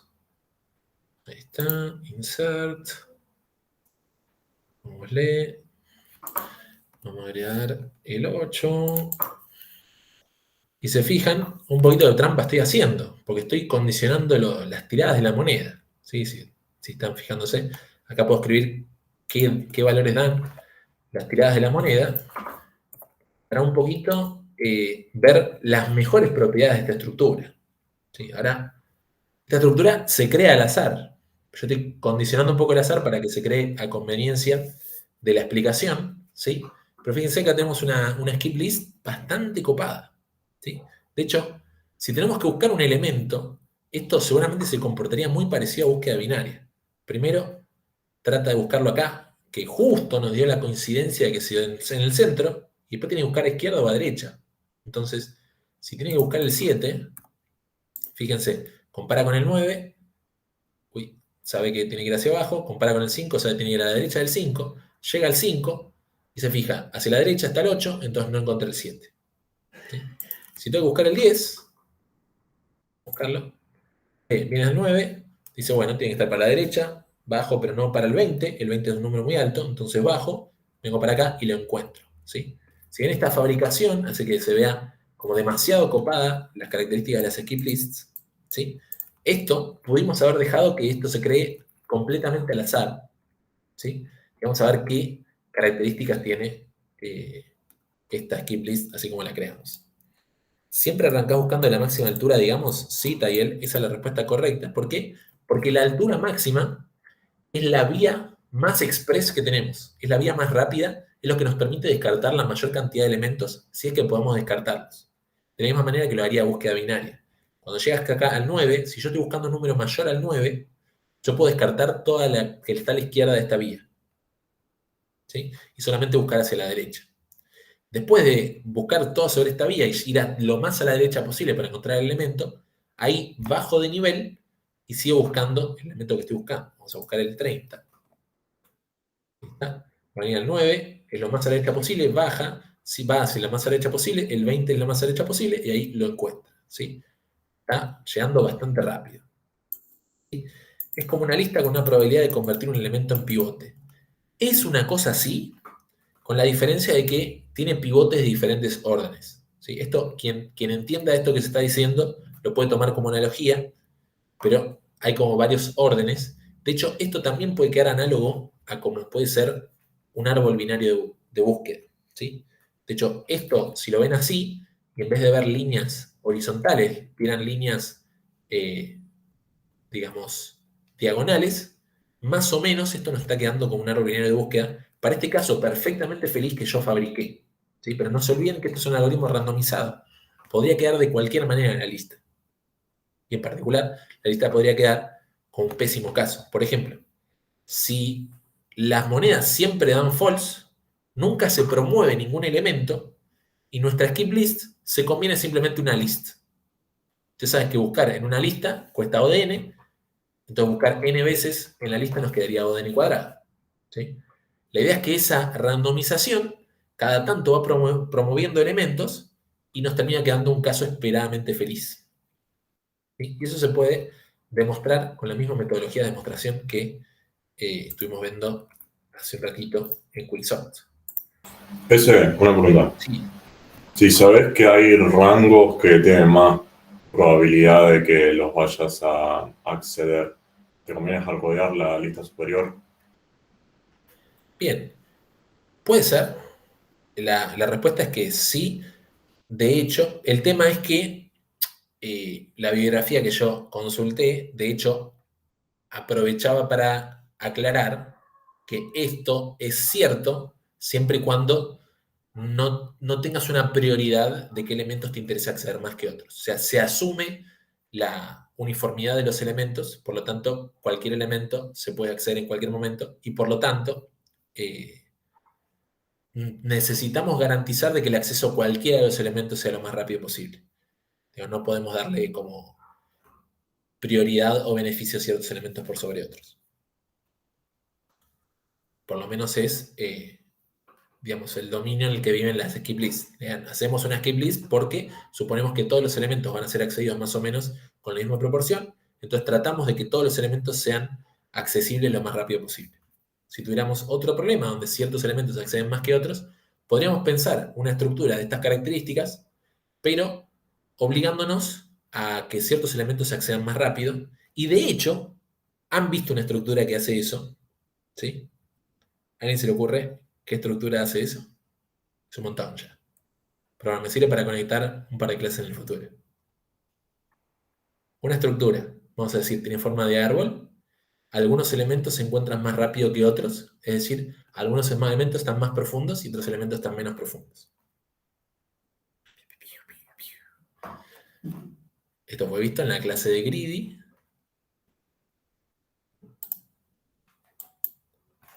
Bien, 3, 2, 1, respuesta. Son los árboles de Huffman. ¿Sí? Aprovechamos con un heap para construir árboles de Huffman. Y los árboles de Huffman, literalmente, mientras más profundos era porque menos veces los queríamos acceder y generaba, digamos, una compresión de los elementos que más rápido se acceden. Tenían menos escritura y por lo tanto ahorrábamos espacio al escribirlos. ¿Sí? Parecían árboles de Huffman. Bien, puede pasar cualquier cosa en la materia. Así. Ahí está. Bien, seguimos. Entonces acá está la skip list. La búsqueda, podemos decir que es símil búsqueda binaria, es decir, siempre va lo más a la derecha posible hasta tratar de encontrarlo, siempre por las capas superiores. ¿Por qué? Porque es garantizado de que la lista superior, como mucho, tiene la misma cantidad de elementos que una lista que está en nivel inferior. ¿Sí? Normalmente las listas superiores tienen menos elementos, por esto de ir tirando la moneda. Mientras más tiene que subir, más veces consecutivas tuvo que haber pasado que la moneda de true. ¿Sí? Entonces, mientras más subimos, menos elementos hay y más rápida es la vía. Por eso empezamos por las capas superiores. Al insertar siempre se inserta la base y vamos subiendo con una probabilidad de P. Y bueno, las capas superiores tienen menos elementos. Al buscar cualquier número mayor a 12, en este ejemplo, se hace skip de todos los elementos anteriores. Bien. Y las capas superiores funcionan como ruta express para llegar al elemento. El borrado es igual de sencillo, ¿sí? Si tenemos que borrar un elemento, agarramos y lo borramos para todas las listas en las que esté, para todas las capas en las que esté, borramos el elemento y listo. Y un poquito el análisis, el orden temporal promedio con alta probabilidad es expresable por la probabilidad, pero nos queda búsqueda, inserción, borrado en O de log n, aunque es verdad que existe un peor caso, que es O de n para cualquiera de estas operaciones, que sería cuando la moneda nunca nos dice, che, subí, o se promueven tan pocos elementos que no llega a tener una mejoría visible, ¿sí? Pero de nuevo, como todo lo que estuvimos viendo en la materia, se analizó, lo analizaron y vieron que es muy, muy, muy probable, y esto tiene una definición matemática, que esto creo que es, digamos, acotable, es por 1 sobre n a la c, una cosa así, como 1 sobre n, bueno, es muy baja la probabilidad de que no nos quede copado, con lo tal, queda copado, ¿sí? Y el orden especial, en el peor caso, es O de n log n, ¿sí? Que puede pasar que nos queden todos los elementos en todas las capas, ¿sí? Pero eso se puede ajustar como todo. Variando la cantidad de probabilidad podemos ajustar el tiempo y además la ocupación en memoria. Bien. Ahí está el orden temporal, el promedio de cada elemento estará presente en el número de listas. En cuanto a número de listas, esto es 1 sobre 1 menos la probabilidad, ¿sí? Es como la medida de cuántos éxitos tenés hasta que te quedás. Es el valor esperado de listas en el que estaría cada elemento. Y la cantidad esperada de listas depende de la cantidad de elementos. Mientras más elementos hay, más posibilidades hay que esos elementos vayan subiendo sobre las diferentes skip lists. Y se puede modificar el valor de P para regular el uso de memoria, ¿sí? Pero de nuevo, si P es 1, lo que vamos a tener es, por decir así, n listas donde en todas las capas están todos los elementos, cosa que tampoco nos sirve. Necesitamos que P tome un valor entre 0 y 1, hay gente que toma 0,5, gente que toma 0,25, pero tampoco nos sirve que en todas las listas estén todos los elementos, porque buscar en la lista rápida, entre comillas, igual va a ser buscar sobre todos los elementos, con lo cual tampoco nos sirve, ¿sí? Necesitamos esta aleatoriedad que nos da que sea más escaso los diferentes elementos a medida que subimos en las capas y por lo tanto se comporten como vías de acceso rápido a diferentes partes de la estructura. Bien, ahí está. Y preguntita en el chat. ¿Hay una cantidad de cointosis en específico o depende de cada implementación? Es literalmente seguir tirando hasta que dé false, ¿no? O sea, te puede pasar que metas el primer elemento y te dé true 7 veces y tengas una lista que es 7 a lo alto y a lo ancho es 1. Puede pasar. Naturalmente no es lo más probable, pero a medida que vayas agregando dinámicamente elementos, eso se va a ir compensando. Y nuestra estructura te va a quedar bastante bien, por lo tanto, las diferentes operaciones va a ser O de log n.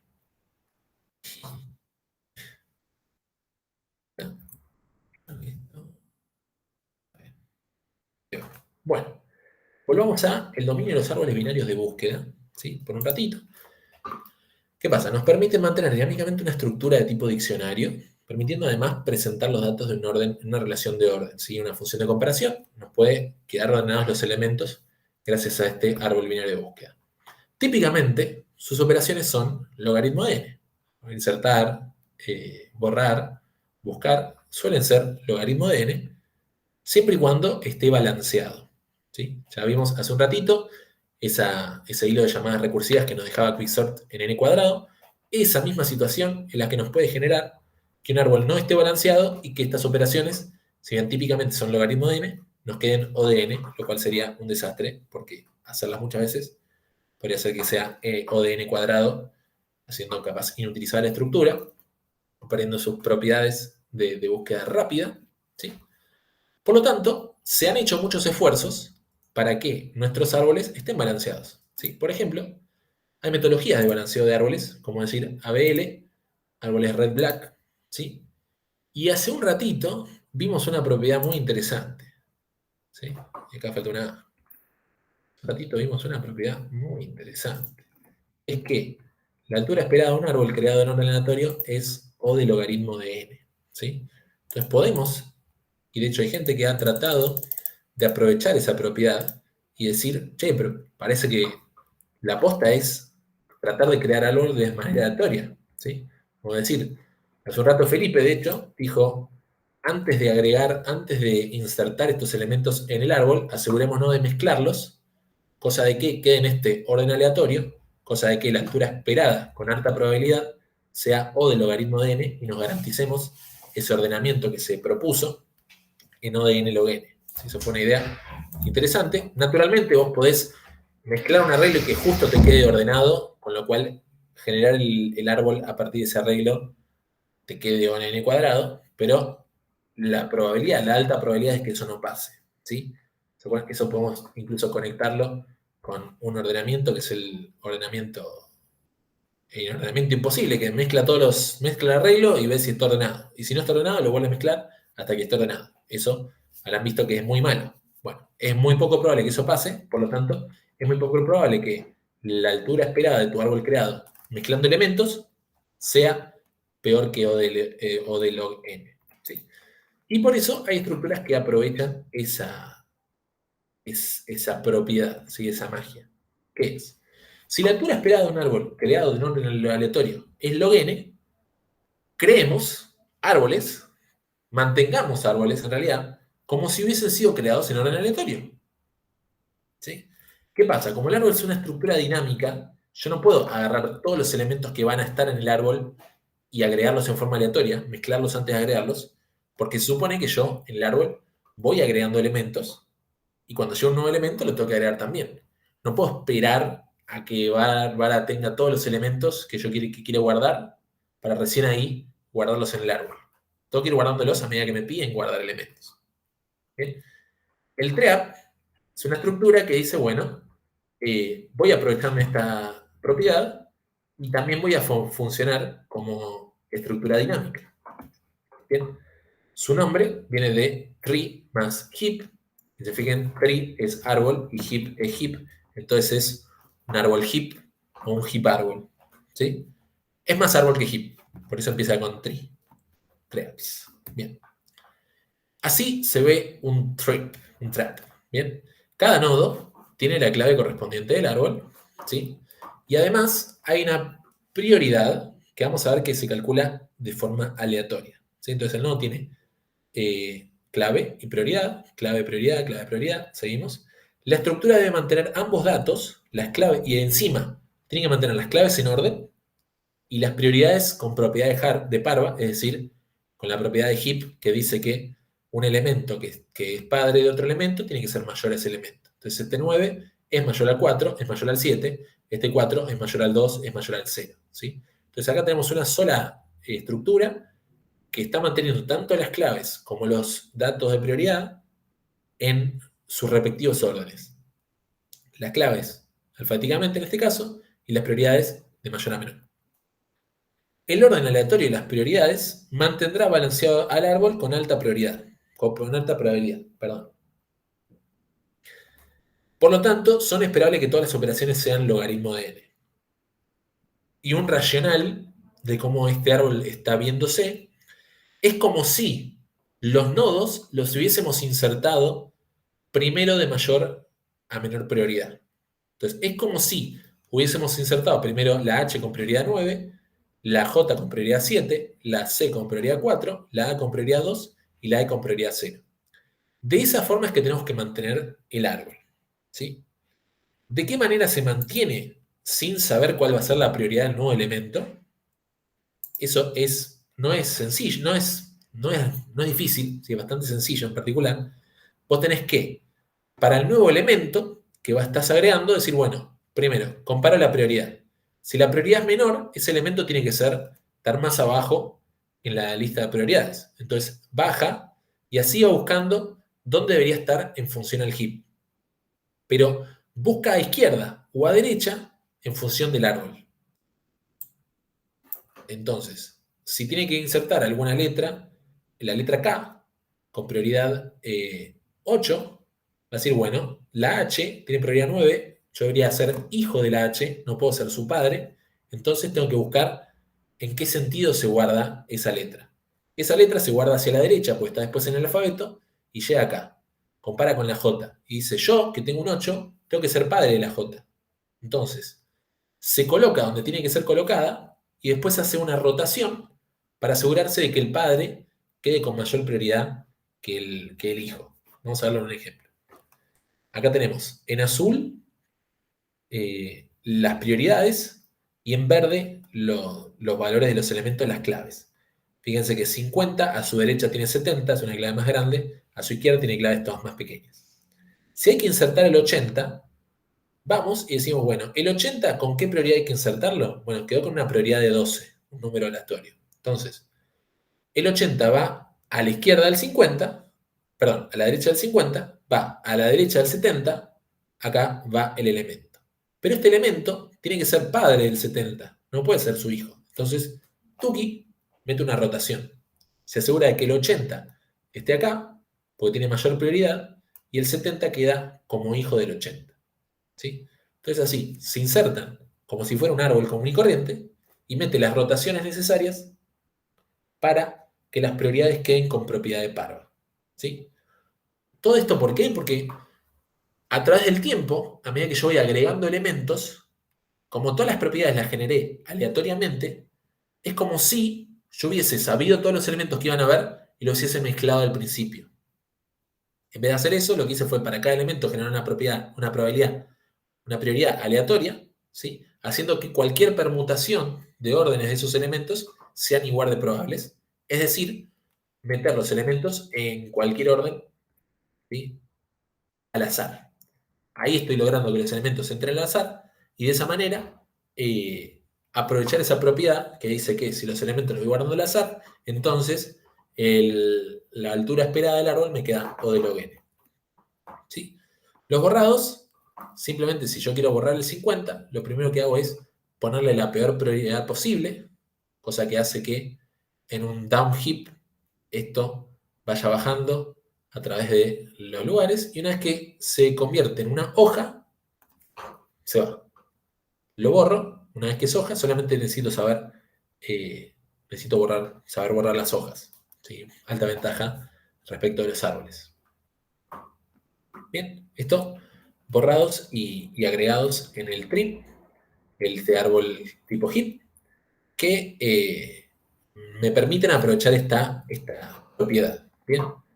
Y vamos a ver una estructura más que también aprovecha esta propiedad, que es el árbol binario de búsqueda aleatorio. ¿Sí? Conectamos con la primera diapositiva de la clase que dice, bueno, estamos haciendo cosas aleatorias. ¿Para qué?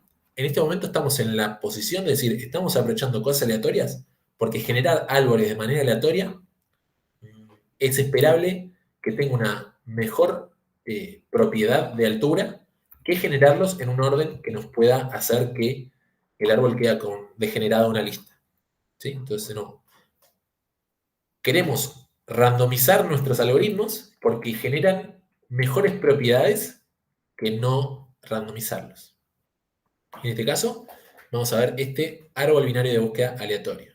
¿Sí? Esas son formas alternativas de, en vez de mantener balanceados los árboles programando una ABL o haciendo el truco del red black, programando un red black, lo estamos logrando introduciendo aleatoriedad a nuestro algoritmo. ¿Cómo funciona el árbol binario de búsqueda aleatorio? ¿Sí? Nuevamente aprovecha que la altura esperada de un árbol creado en orden aleatorio es O de log n y lo hace de una forma bastante más literal que un treap, que literalmente dice, bueno, yo voy a ir tratando de agregar el árbol, el nuevo elemento en el árbol, y voy a tirar la probabilidad respecto de una posible permutación original de esos elementos. ¿Sí? Literalmente va a tirar probabilidades cada vez que vaya recorriendo el árbol. Vamos a ver de qué manera va a tirar esas probabilidades. Cuando hay que hacer una inserción, por cada nodo que se visita se lanza una moneda con cierta probabilidad y en caso de éxito corresponde insertar ese elemento en esa posición del árbol y rotar el árbol hacia abajo para que ese elemento quede en esa posición. ¿Sí? Vamos a ver. Para mantener la uniformidad de la probabilidad P, cada nodo necesitamos información en cada nodo, necesitamos que cada nodo sepa cuántos nodos son descendientes a ese nodo contándose a sí mismo. ¿Sí? Porque no es lo mismo que un elemento sea agregado en la raíz, o sea, ¿cuál es la probabilidad de que un elemento esté en la raíz respecto a la probabilidad de que sea una hoja, por ejemplo? Vamos a verlo con un ejemplo, porque sé que esto se pierde. La probabilidad de P en cada caso de la inserción es 1 sobre n más 1. Vamos a verlo concreto. Por ejemplo, vamos a comenzar a insertar por la raíz. ¿Cuál es la probabilidad de que el nuevo elemento esté exactamente en la raíz? ¿Sí? O sea, imagínense, piensen, estamos creando un árbol y estamos asumiendo que lo creamos como si lo hubiésemos creado haciendo ¿qué? Agarrando todos los elementos, ordenándolos e insertando en ese orden. ¿Qué tiene que pasar para que el elemento que justo ahora esté insertando sea literalmente la raíz de ese árbol? ¿Qué tuvo que haber pasado en ese ordenamiento inicial que hice para todos los elementos?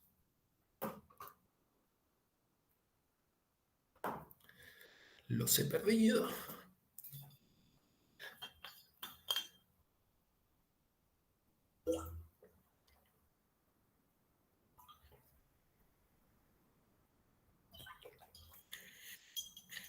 Pongan, no sé, en el chat. para asegurarnos que sea la mediana. No sé en el chat. Tal cual. F. Bien. Vamos a el árbol que creamos hace un rato, que era 3, 1, 8, 2, 6, 7, 5. ¿Qué elemento quedó en la raíz?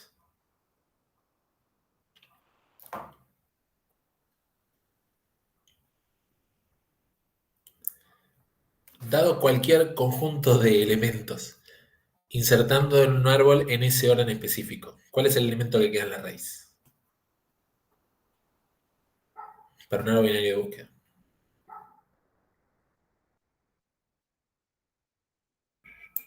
El primero, tal cual, el primero. La pregunta un poquito es, para todos estos elementos, ¿cuál es la probabilidad que el primero sea justo este que estoy insertando? Y eso es lo que dice este texto. Al insertar por la raíz, la probabilidad de que este nuevo elemento sea justo el primero en una serie de elementos que yo mezclo para que queden al azar es 1 sobre la cantidad de elementos. Ahora, si el árbol tiene n elementos, para calcular esa probabilidad, yo tengo que hacer 1 sobre n más 1 en la probabilidad. ¿Sí? Y lo que hace el árbol binario de búsqueda aleatorio es, con una probabilidad de 1 sobre n más 1 elementos, tira una moneda al aire y si cae éxito, dice, bueno, este elemento hay que insertarlo acá, en la raíz. ¿Por qué? Porque estamos emulando haber mezclado todos los elementos y viendo con qué probabilidad, si es que sucedió, que este elemento que estamos insertando dinámicamente habría quedado en el primer lugar de la mezcla que hice. ¿Sí? Vamos caso contradicto. Tenemos n elementos. Viene el elemento n más 1. Aquí tenemos n más 1 elementos. Supongamos que nos queremos meter en un árbol de forma aleatoria. Mezclamos. La probabilidad de que ese elemento sea justo el primero que cae, como ese elemento tiene n más 1 posiciones en las que puede caer, nuestro éxito es que caiga justo en la primera. Eso tiene una probabilidad 1 sobre n más 1. Eso sería si pudiéramos acceder a los n más 1 elementos desde el principio. Pero como no podemos, hacemos al revés. Decimos, cuando acumulemos estos n más 1 dentro de elementos dentro del árbol, ahí tiramos esta probabilidad que es análoga a haber mezclado los elementos al principio. Y con la misma probabilidad que tendría respecto de permutar y mezclar los elementos al principio, puedo calcular si este elemento corresponde que esté en la raíz. ¿Sí? Entonces, técnicamente estamos haciendo las mismas mezclas, pero en vez de hacerlas todas al principio con elementos estáticos, estamos mezclando dinámicamente, tratando de ver cómo habría sido una mezcla si hubiésemos tenido todos los elementos. Eso lo que logra es que a medida que se va más profundo, más probabilidad hay de reemplazar. Tal cual. Mientras más profundo vas, más probable es que ese elemento sea justo el primero entre cada vez menos elementos. Y lo que nosotros queremos lograr es que este árbol se comporte como se habría comportado el árbol de simplemente mezclar todos los elementos e insertarlos. Entonces, de alguna manera está, digamos, tirando una moneda para ver en qué permutación vivimos de todas las mezclas posibles de todos los elementos con los que estamos trabajando. ¿Sí? Eso es lo que hace el árbol binario de búsqueda aleatoria. ¿Sí? Se ve justo después de PREAP, y yo lo agregué a la clase porque es, en cierto sentido, un caso particular del TREAP, donde en vez de calcular prioridades, calcula probabilidades. ¿Sí? Ahora, si ese elemento fue agregado a la raíz, metemos rotaciones para que ese elemento quede en la raíz. Si ese elemento no queda en la raíz, ese elemento tiene que ir o a la rama izquierda o a la rama derecha, según corresponda, porque esto sigue siendo un árbol binario de búsqueda. Si la rama que vaya, esa rama va a saber cuántos elementos hay en esa subrama. Entonces, hacemos lo mismo. Análogamente, en cada subrama, en cada subárbol, la probabilidad de que ese elemento tenga que ir en la raíz de ese subárbol, ¿sí?, es igual a 1 sobre n más 1 elementos que hayan, pero en ese subárbol. Entonces, de nuevo, cada vez que el elemento va cayendo dentro de los subárboles, hacia donde corresponde que vaya, tiene una probabilidad que es análoga a que sea justo el primer elemento dentro de ese subset de elementos a la hora de mezclarlos. ¿Sí? Es difícil de explicar, difícil de entender porque estamos tratando de hacer después una imitación de lo que pudo haber pasado antes. Y es posible que quienes hayan visto probabilidad o que vayan a hacer prueba, capaz le cae la ficha en ese momento. Nuevamente, es equivalente a crear un árbol en un cierto orden aleatorio, en este caso determinado por los resultados de las evaluaciones de las probabilidades P, que equivalen a cierta permutación de todas las posibles para estos elementos.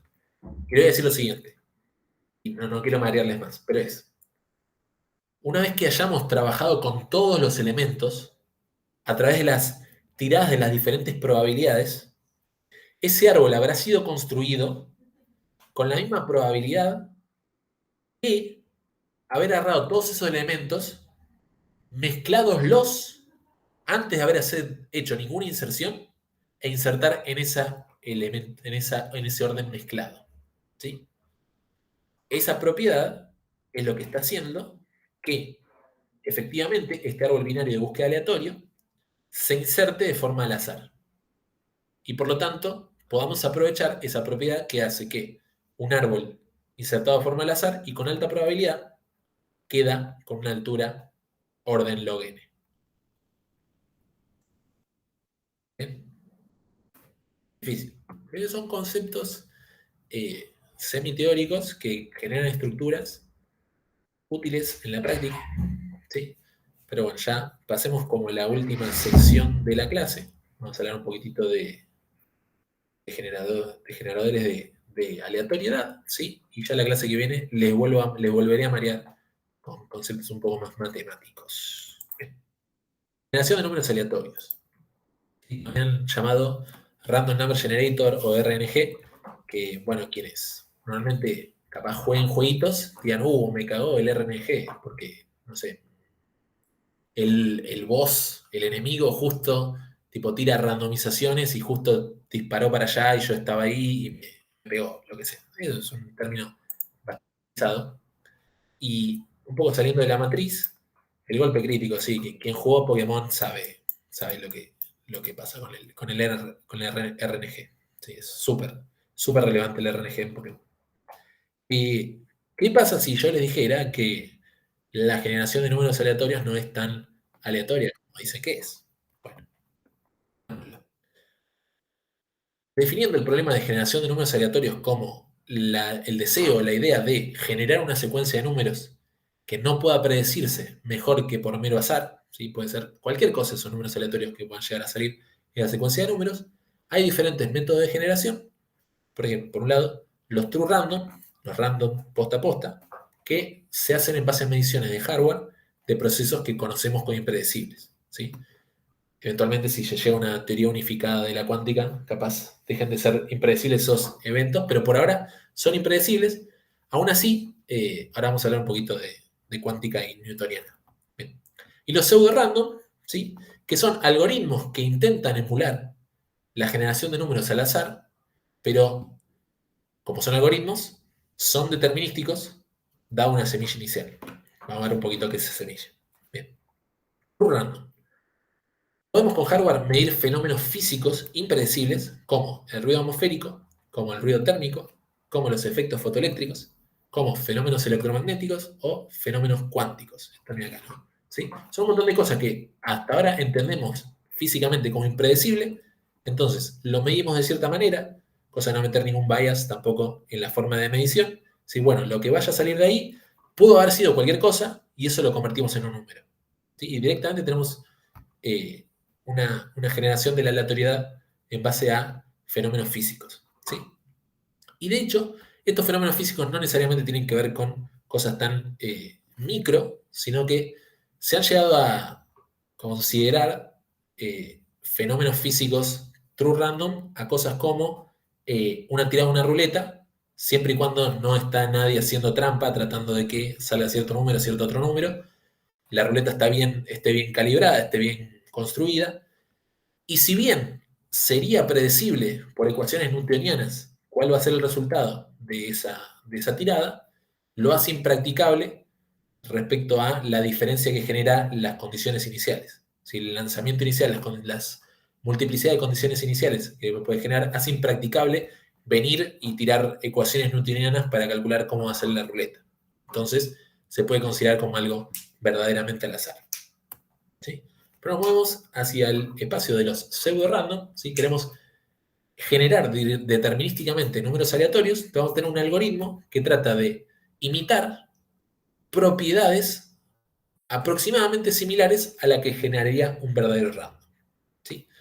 Y esos pseudo-random, como son determinísticos, toman una semilla. ¿Sí? Seguramente si en algún momento han querido generar algún random, capaz el código que afanaron de Stack Overflow decía, bueno, metan una semilla, una seed, que sea algún número, ¿sí? Típicamente 42.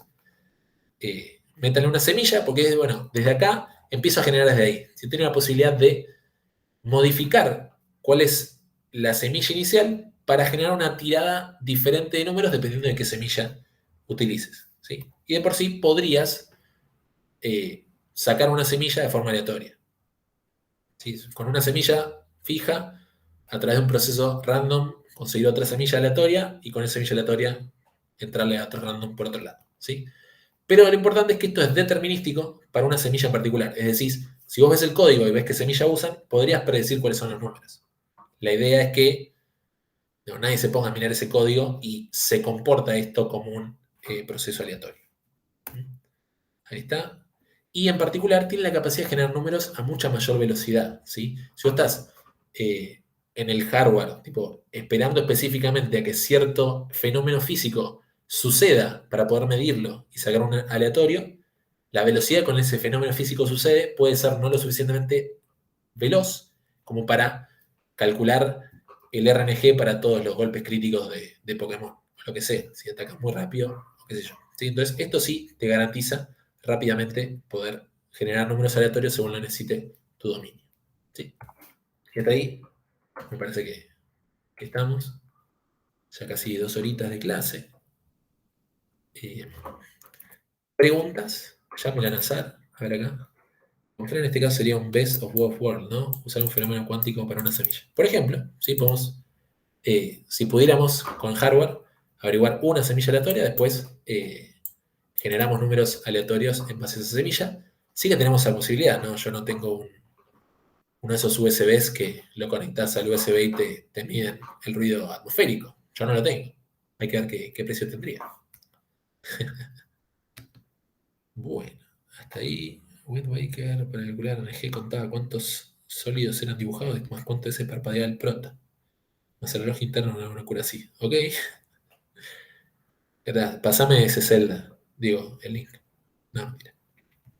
Estamos entonces. ¿Alguna preguntita que quieran hacer antes de tener la grabación?